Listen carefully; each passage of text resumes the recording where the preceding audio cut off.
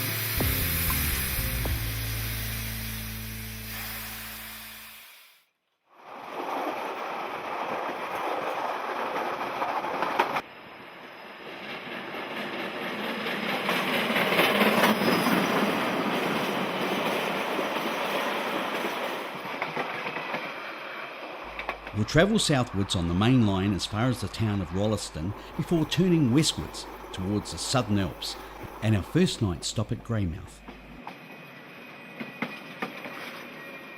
While the Canterbury Plains may appear flat, there is a gradual rise of just over 300 metres from Rolleston to the foot of the mountains at Springfield. This is good news for railway photographers, as locomotives have to work hard on the straight tracks that run alongside roads, and good tracking shots are possible.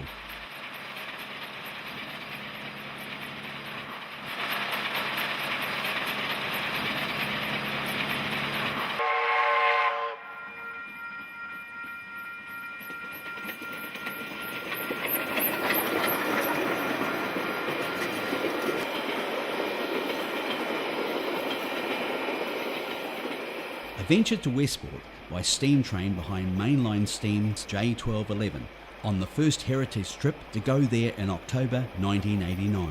This is also the first time a large steam engine had ventured that far, as many of the bridges past Stillwater were still not strong enough before being upgraded for the heavier coal trains. My memories of the trip have begun to fade, and so it's with great anticipation that I look to rediscover the West Coast, especially the parts that are only accessible by train.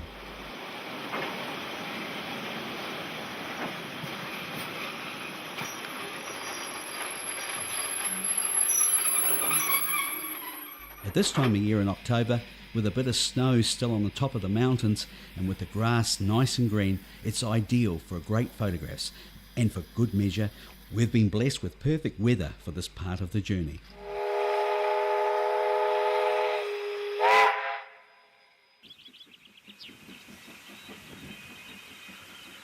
Springfield, where we're now leaving, had a major locomotive depot, and larger engines were added to trains for the climb through the mountains. It's now the home for a preservation group that has rescued some locomotives from the Grey River, where we'll pass later on our journey as we approach Greymouth.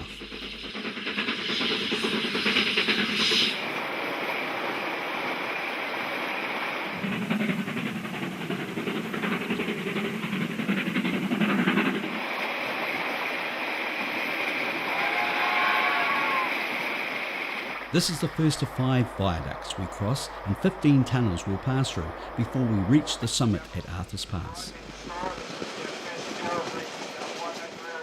Construction of the 212 kilometre railway line was started by the Mainline Railway Company in 1886, and because of slow progress was taken over by the New Zealand government in 1900.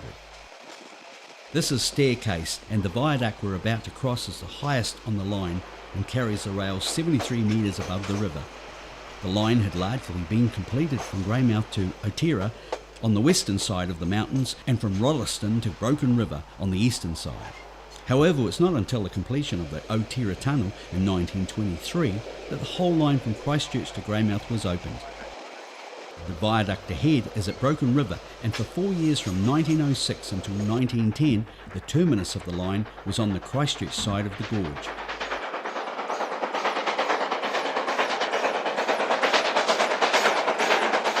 From here, Greymouth-bound passengers had to undertake a hazardous stagecoach trip through to Otira before they could continue on their onward journey by train.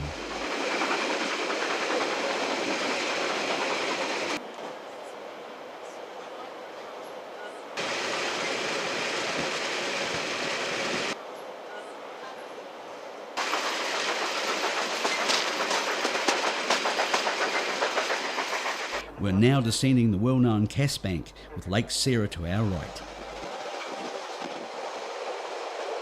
Cass Station, passing by on the left, has long been a maintenance base for this inhospitable section of track. With Mount White in the background, we're now back with the Waimakariri River, and once we've crossed it, we'll have our first photo stop just past Coral Inn.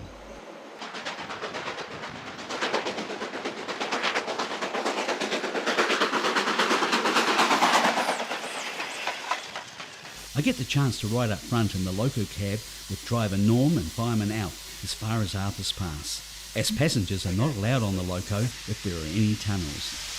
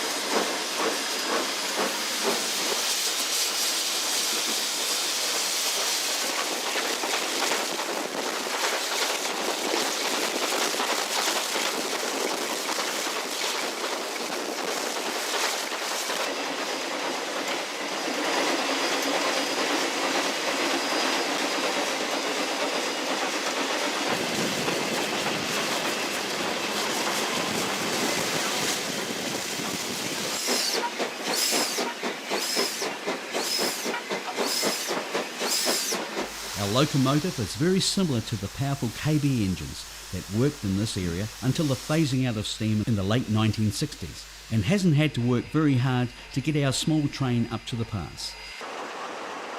3 banking locos are waiting to take our train down the steep 1:33 grade to Otira, and as passengers are no longer able to ride through the 8.5 kilometre long tunnel, we get to go over the 1,000 metre high pass in a bus.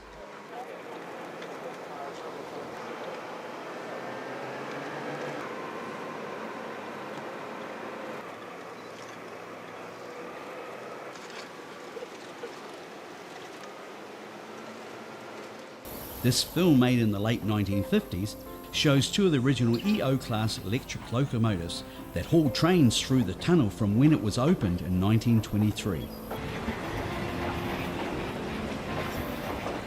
Construction of the tunnel was started in 1907, but because of the hard rock encountered, it took 16 years to complete, although trains were running as far as Arthur's Pass by 1914.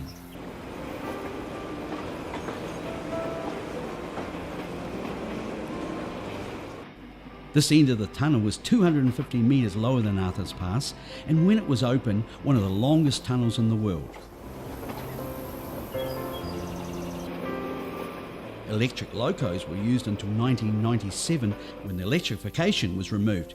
Now a fleet of modified DX class diesel electric locos haul all the trains through the tunnel.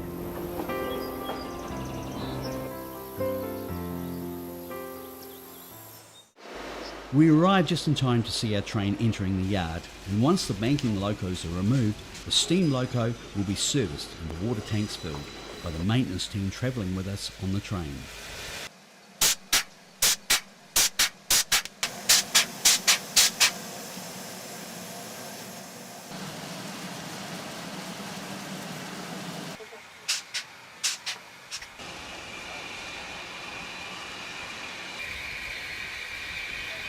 The increased vegetation on this side of the mountains is in stark contrast to that on the other, and the generally overcast weather we've encountered is the reason. We'll follow alongside the Otea River down this picturesque valley as it gradually widens and dairy farms begin appearing.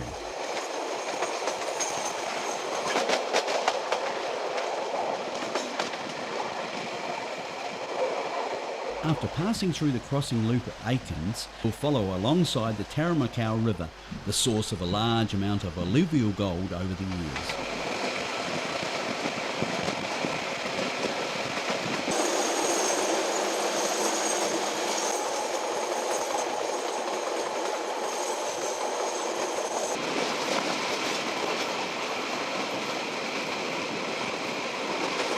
Passing by Lake Pourua, this route will take us to the Grey River Valley at Stillwater, just to the north of Greymouth. The passengers hop out for another photo stop at this crossing loop at Rotomanu, and after we get underway again, we'll shortly pass by the small station at Ruru. These stations were once very common throughout the country, but most have now disappeared, and this one is now listed as a heritage building.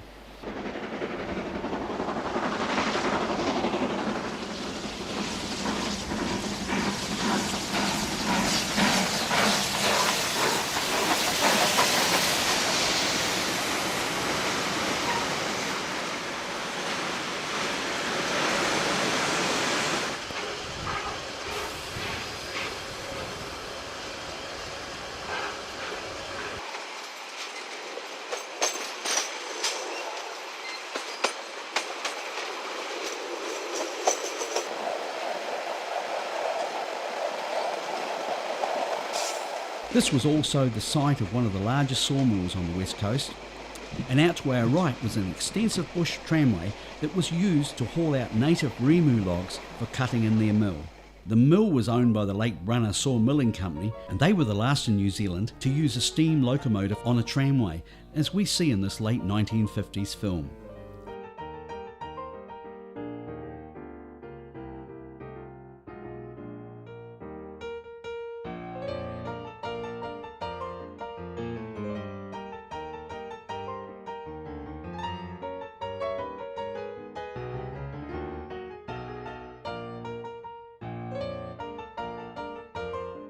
The Greymouth region was crisscrossed with bush tramways, and rival sawmills competed for cutting rights to the dense native bush that covered what is now productive farmland. Lake Brunner, we can see ahead, is the largest lake on the west coast and was named after Thomas Brunner, the early European explorer to the area who discovered it. The Moana goods shed and the railway station opposite have been restored by the local community, and for their efforts won an award from the Federation of Railway Organisations.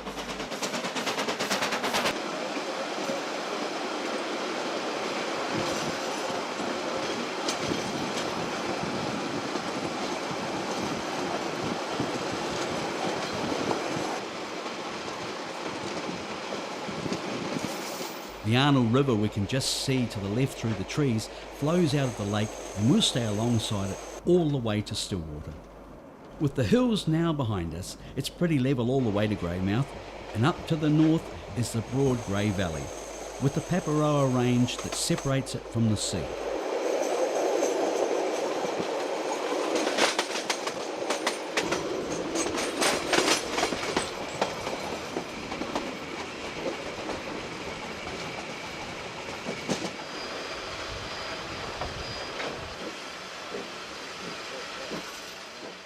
We're just approaching the Stillwater Triangle, and we'll turn left to Greymouth, with the other leg connecting to the Westport line that we'll be heading up tomorrow morning. This yard, although still in use, was a major hub prior to the triangle being put in, and allows trains from Westport to head directly through to Christchurch.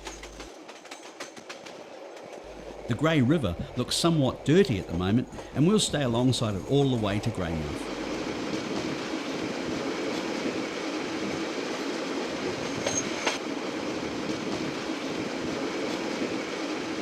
We're passing the site of the Brunner coal mine and the suspension bridge, and the building remains on the opposite side of the river have now been preserved as a heritage area. In the late 1950s, with riverbank erosion being a major problem for the railway, a number of obsolete steam locos and wagons were pushed into the river around about here. Most of them are still there, however, some have been recovered and are now at Springfield, as you may have seen earlier. The new bridge at Rapahoe out to the right was opened in 2006 to replace a wooden bridge that was built 110 years earlier. Just across the road is the Greymouth railway station and is the destination of Kiwi Rail's highly acclaimed Trans-Alpine train journey. I made a short film about the area when I visited here in 2003, and here is the first part of it. With a population of just over 10,000, Greymouth is the largest town on the west coast of New Zealand's South Island. It was laid out near the mouth of the Grey River at the beginning of the Westland gold boom in 1865. Three major industries have emerged since the arrival of Europeans around 140 years ago. Coal was discovered in the 1860s by early explorers to the region, and this was soon followed by the discovery of gold. The west coast has been endowed with high rainfall for millions of years. The gradual weathering effect of the rain has brought a steady stream of gold down from the mountains, and with a profuse growth of vegetation, large areas of forest and deposits of underground coal have formed. Our train is stabled overnight at the Greymouth Loco Depot, which had one of only two roundhouses in New Zealand, and this 1950s film shows some of the old locos that were still in use at the time.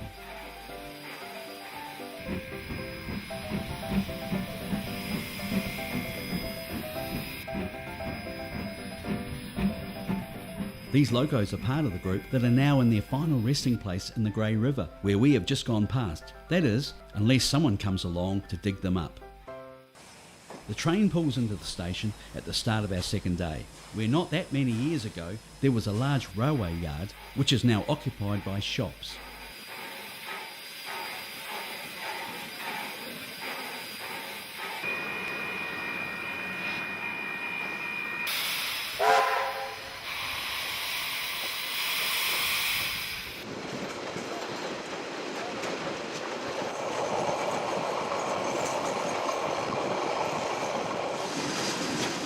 The remnants just across the road are of the Dobson coal mine, and it was one of a number alongside the river around here.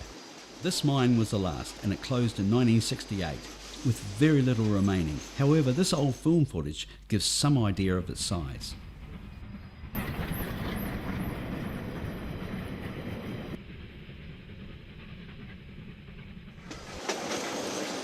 The Brunner mine on the other side of the river was the largest underground coal mine in New Zealand, and the suspension bridge built in 1876, along with the preserved remains of a few buildings, are all that is left of this once busy place.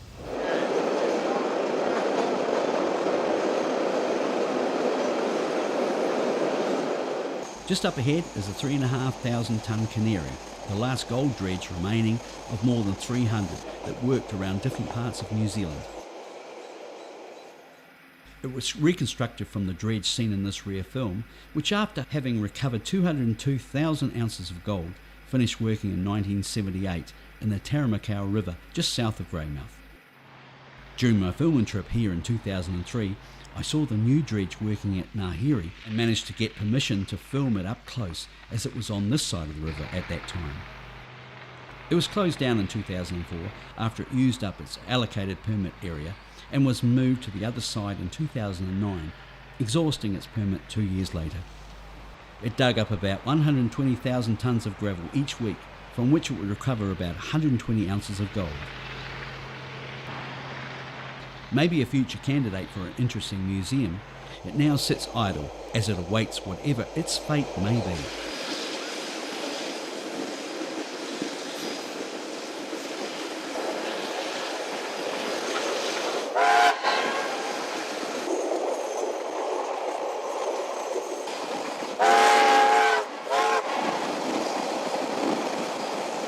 Turning eastward out of the Grey Valley, the locos starts attacking the grade up to the Frankton saddle, the only hill we'll encounter on the line through to Westport.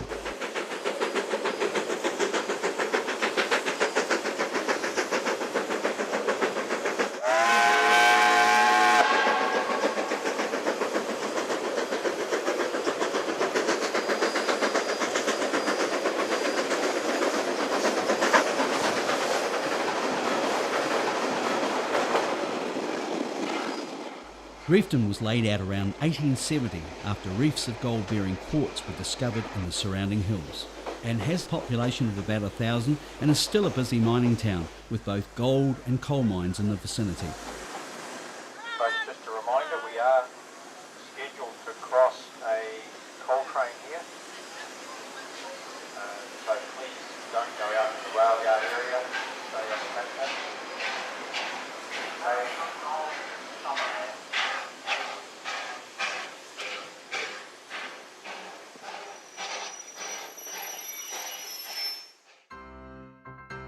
Underground mining for gold was a tough life, as shown in these very early film clips taken in a mine just to the south of Frankton. The quartz rock had to be broken down in the mine, then brought out in small trucks hauled by pit ponies before being pulverised by stampers and put in chemical tanks to separate the gold from the quartz. In 1888, Frankton became the first town in the southern hemisphere to have reticulated power and street lighting supplied by this power station. And the railway, built by the Midland Railway Company, reached the town not much later in 1892. Frankton has a rather interesting street layout as seen from the air, and has the distinction of being the home to the world's last single fairly steam loco.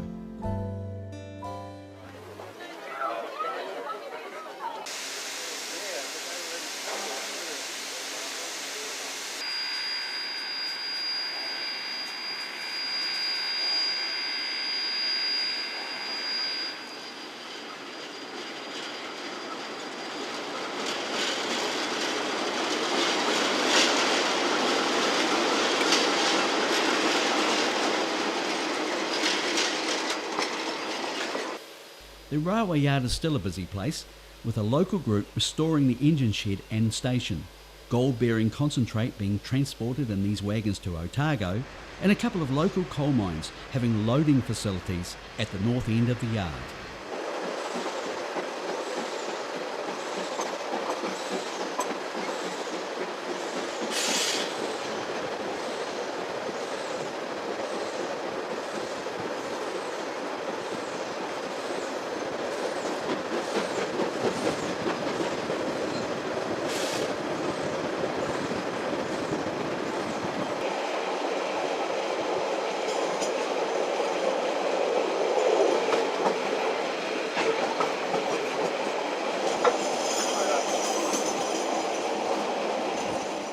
While we wait for a coal train to pass at Cronodon, one carriage is quiet, while in another we have a less than quiet party with one very young passenger celebrating a second birthday with some friends.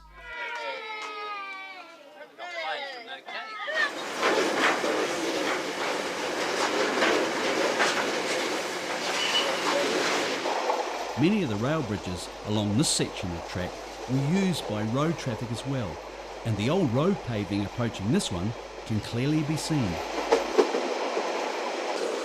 This archive film from the 1950s shows the wooden truss bridge that spanned this stream along with a small station shelter, both of which are now very much a thing of the past.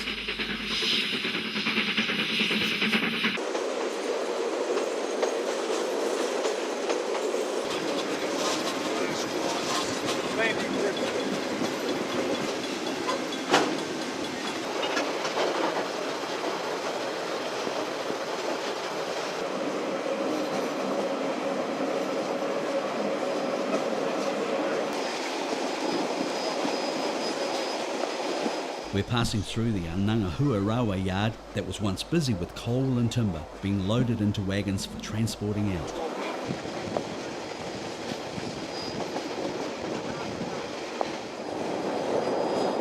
Crossing over the Anangahua River, we see the valley, which starts at Lake Rotawiti near Nelson and on the other side of the Buller River, we'll turn west and follow it through to Westport.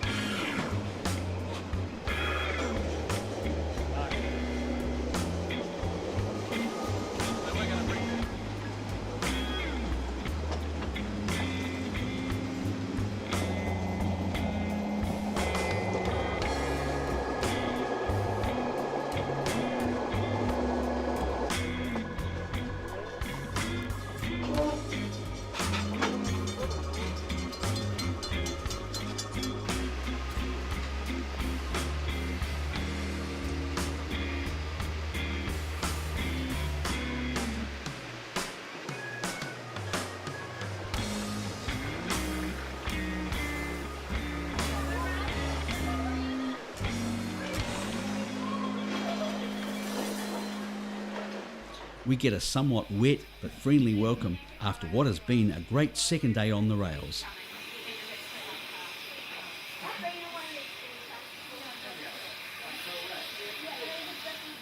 Early in the morning I wandered down to the railway yard, where the weather, while still misty, had at least stopped raining. I was interested to see that many of the old buildings around the yard, such as the engine shed and goods shed, were still there.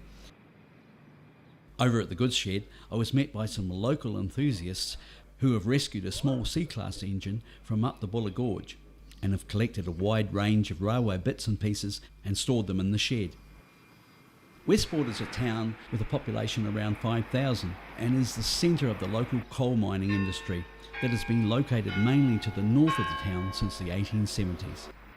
The interesting Coal Town Museum is sited with the local information centre, and I got there just before the remainder of our passengers arrived by bus. Last time I was in Westport, Coal Town was further out of town and has just recently reopened after being shifted to the more central location. It has an interesting collection of coal mining artefacts, especially from the Denison Incline Railway, and includes a winch drum and coal wagon that is mounted at the angle of the slope they ran up and down. One of the local shopkeepers suggested a local pub for a bite of lunch, and she was spot on with her recommendation. Back down at the railway station, I jumped on the train as it was being taken out to the main line to be turned on the triangle. This allows trains to come and go from the coal loading bins at Nukawa to either Westport or Stillwater, and has been installed since my earlier trip here. This old footage from the 1960s gives a view of coal being transported and loaded onto ships at Westport in the days before it was railed to Lyttelton for shipping overseas.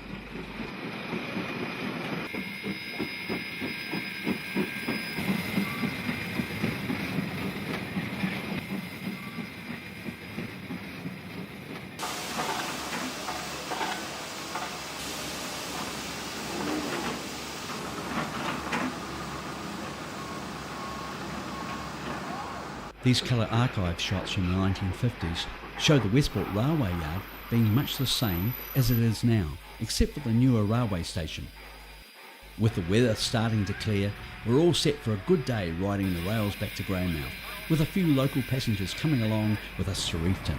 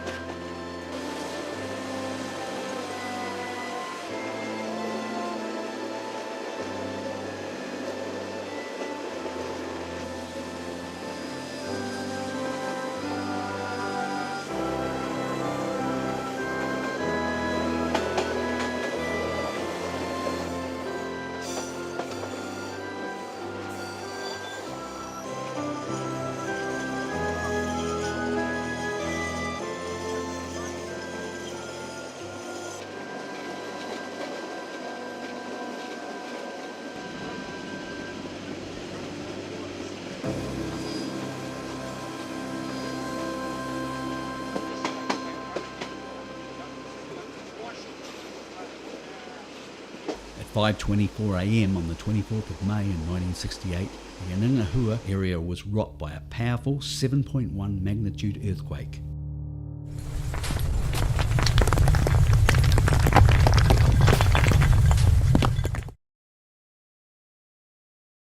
The house in the newspaper article ended up under the landslide, and sadly, the two women inside did not survive.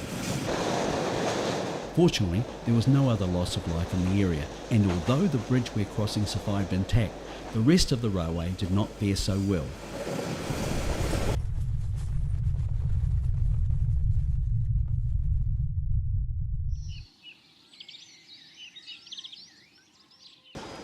I took the opportunity to have a chat with some of the passengers that got on at Westport. My name is Tania Cunningham and I live in Westport. We've been a couple of years ago and we wanted to take the kids again on it. It's great. The kids have enjoyed it. It's got lots to look at and it's quite neat. My name's Megan Carey and I'm from Westport. It's the first time I think I've been on a train in New Zealand, a scenic train ride. It's great. Yeah, I love the scenery and the fact that the kids are really excited. It makes it all the more enjoyable. My name is Nolene and I live in Westport. My brother works for the railway and he sent us a text yesterday to tell us the train was coming into town. He works on the gang up the gorge doing the tracks and things like that. He's done it for quite a few years. My father did it prior to that. So we decided to take the grandchildren on the trip today. So it's been lovely to come down through here. Yeah. I thought you used to start walking through the paddock if you wanted to, right?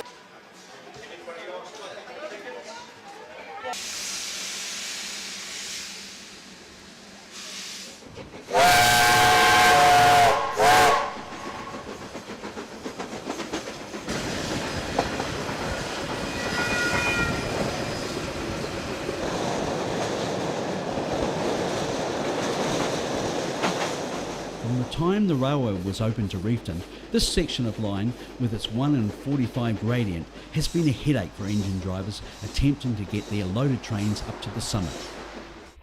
As can be seen in these archive film clips from the 1950s, assistance by banker engines was needed up the hill. They were uncoupled at the crossing loop on the other side of the tunnel at Taihape before returning to Frankton for the next train.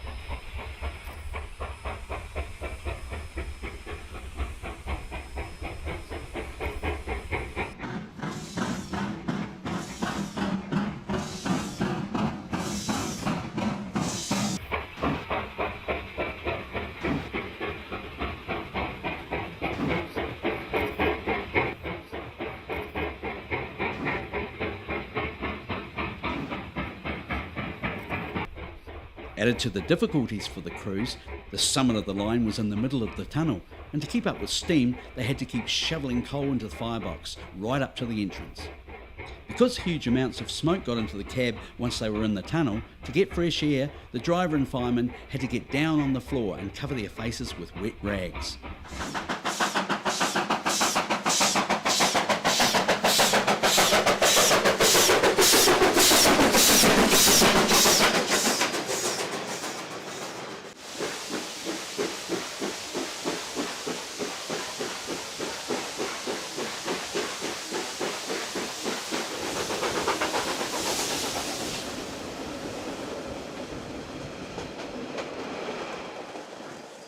We have now more than covered the full extent of the line from Christchurch to Westport, and I've noted only a few changes.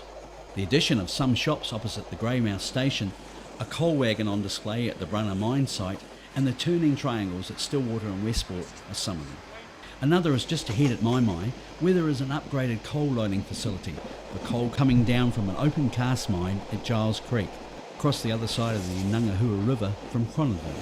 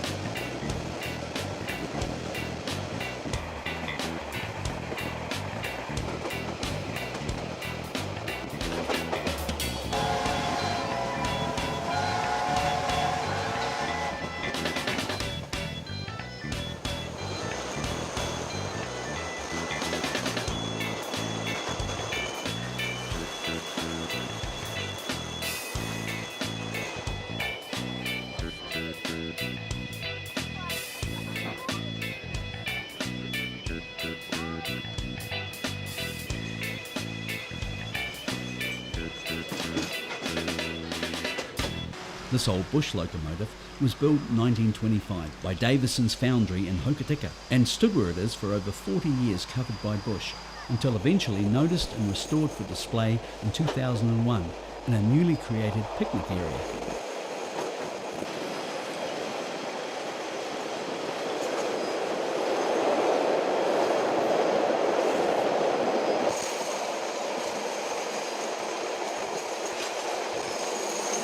Across the river is the town of Blackpool and the Roa coal mine, and they were connected by a rail bridge across the river from Ngāhiri until it was washed away by a flood in 1966. The Roa mine is still operating, however coal is now being transported by road to the stockpile we are about to pass at Stillwater before going by rail to Lyttelton.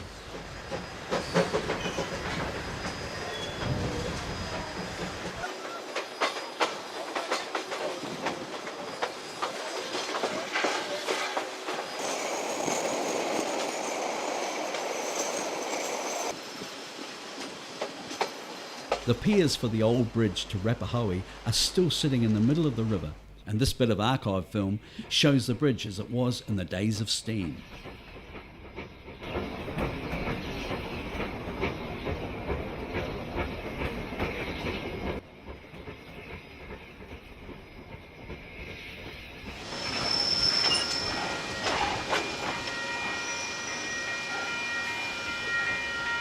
Arriving back at Greymouth, our bus driver Ron is there waiting to take us to a hotel for the night, and early tomorrow morning he'll take us out to the Shantytown Heritage Park.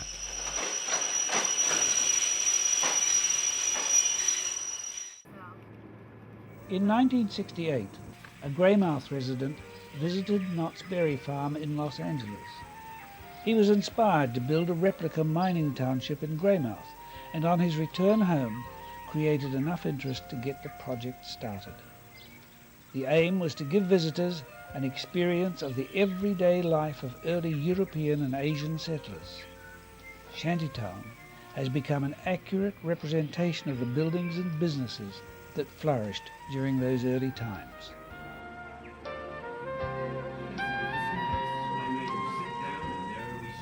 At the peak of the gold rush in the 1860s, the area in and around Shantytown was home to some 5,000 prospectors and their families. The gaunt heaps of stones that the miners called tailings are now masked by the encroaching native bush. But at one time, the area was alive with Chinese diggers and wild colonial boys tearing into the land with gold dredges and sluices to prize out its glittering rewards.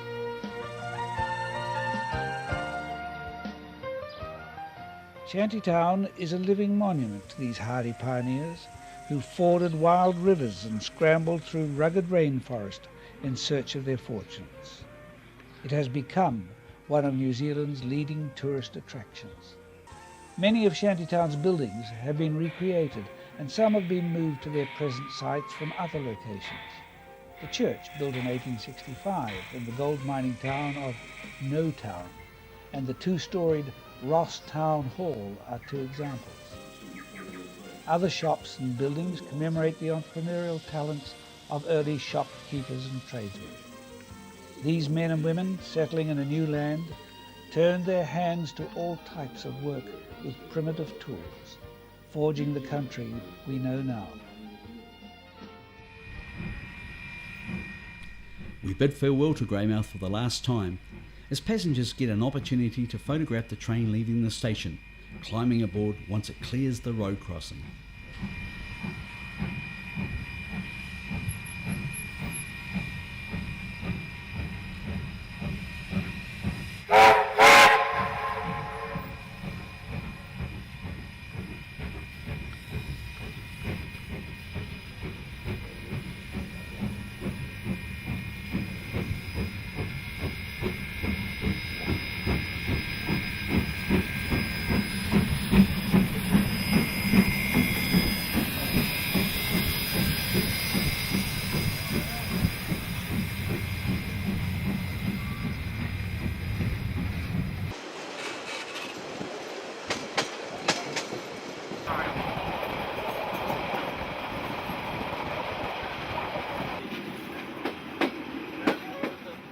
Approaching Dobson, the monument beside the track commemorates George Dobson, the young surveyor who the town was named after in 1876 following his brutal murder on this spot.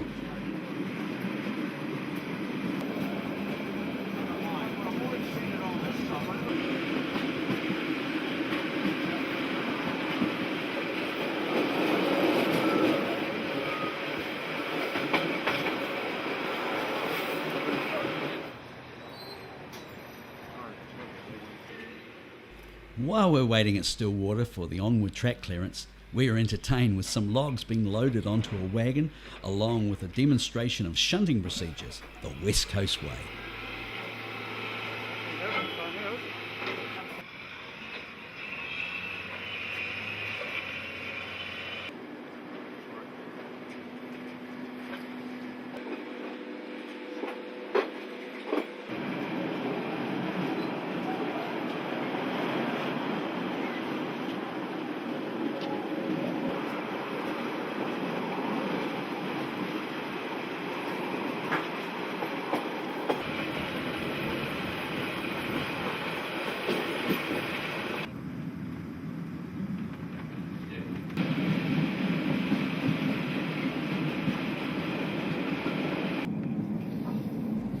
We settle back for the last day's trip back to Christchurch, with some passengers more settled than others.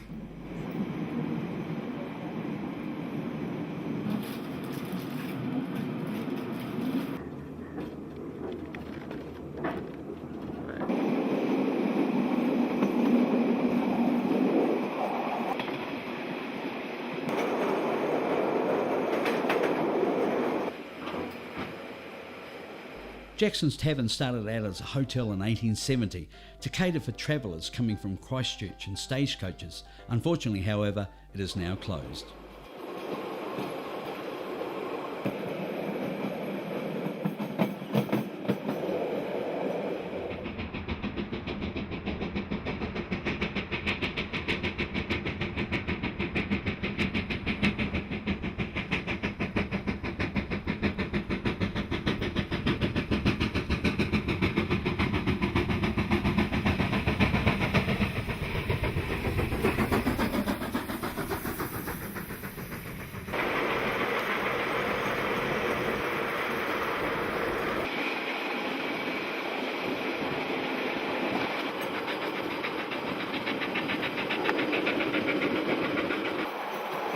Otira was always a railway town, with a population of over 300 in the 1950s.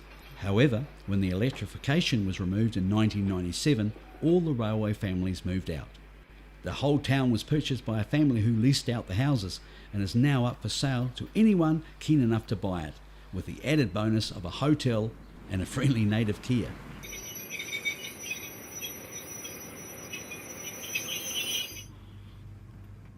We all climb aboard the bus for the trip back over the pass and arrive in time to see our train coming out of the tunnel and crossing the river.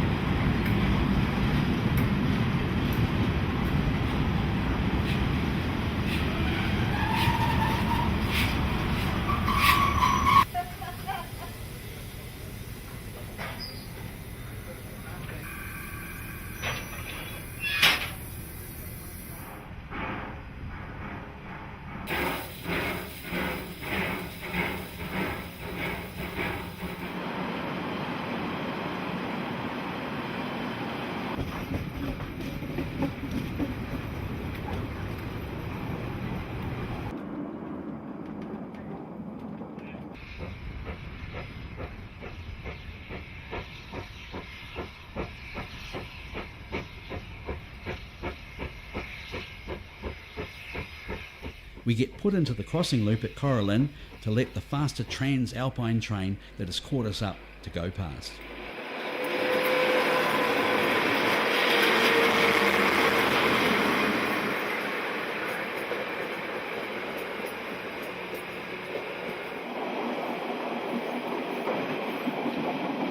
Our loco was now attacking the well-known Cass Bank, where many a photographer has taken snapshots of trains slowly climbing the long and steep 1 in 50 grade.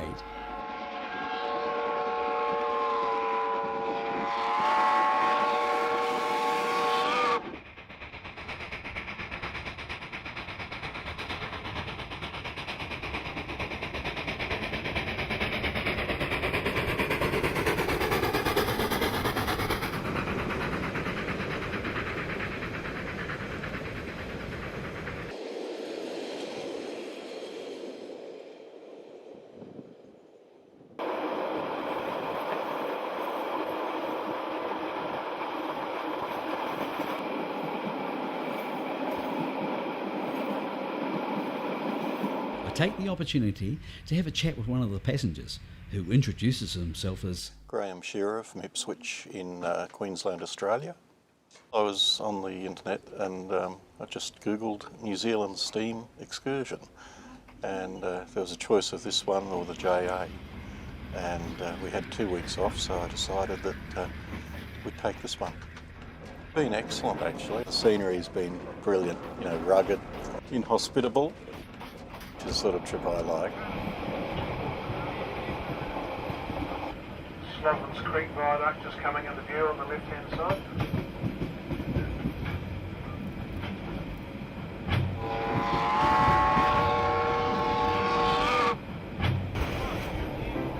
Over the next 10 kilometres, we'll cross 3 more viaducts and spend quite a bit of time underground as we pass through 15 tunnels.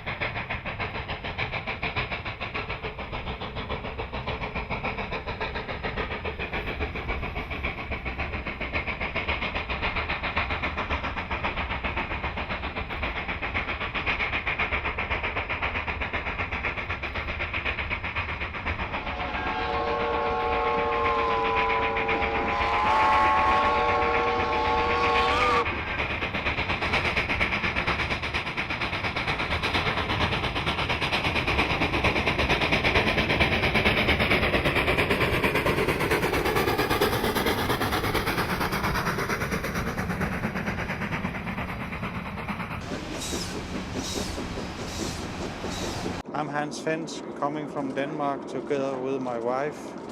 We have been to New Zealand 4 times in the past, and I love railways. We have been on excursions before here. Of course, follow the developments on the internet sites. And what triggered the dates was the celebrations around 150 years of the first railway in New Zealand. Just before we arrived at Darfield, they had a fierce electrical storm, leaving a good covering of hailstones and knocking out the railway signals, forcing us to proceed extremely slowly. Well, the good news is all the signals appear to have come back on. They're on here anyway, so we should get a slightly quicker run now back into Christchurch. Approaching Christchurch, with 4 days riding on the rails behind me, I feel satisfied and note that although much of the country is changing at a fast pace, especially Christchurch, the West Coast has hardly changed at all. The relaxed atmosphere and the laid-back character of West Coasters is something that I've always cherished, and I guess I'll probably continue to do so, hopefully well into the future.